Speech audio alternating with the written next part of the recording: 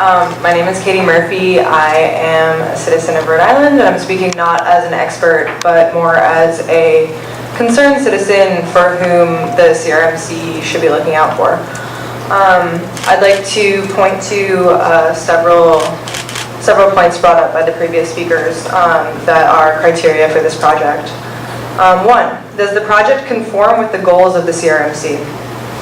As far as I can tell, the goals of the CRMC are to protect coastal areas in Rhode Island. Climate change is the greatest humanitarian crisis of our time and is the greatest threat facing the coastal areas of Rhode Island. Any further fossil fuel infrastructure is endangering the coastal areas of Rhode Island. Point number two, any adverse environmental effects, same issue. Significant impacts on plant and animal life, including human life. Point number three, does the project significantly damage any coastal area? It seems to me like this project goes against all of those criteria.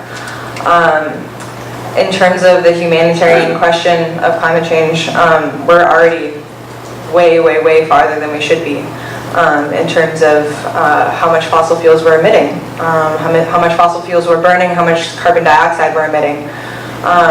People talk about carbon limits of how much we can be putting out before we're in danger, and we are past that. I'd like to bring the audience's attention to an aspect of climate science that is often overlooked.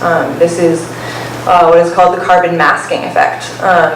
The carbon masking effect is basically the fact that coal-burning power plants are contributing aerosols when they emit gases. These aerosols mask the effect of warming in the atmosphere and actually cool the atmosphere up to 0.5 degrees Celsius.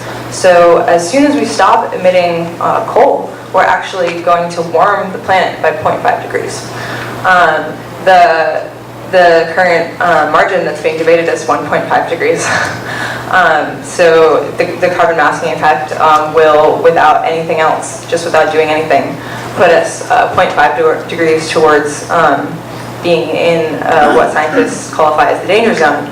That danger zone does not include the humanitarian crisis that is currently facing most of the world because of climate change right now.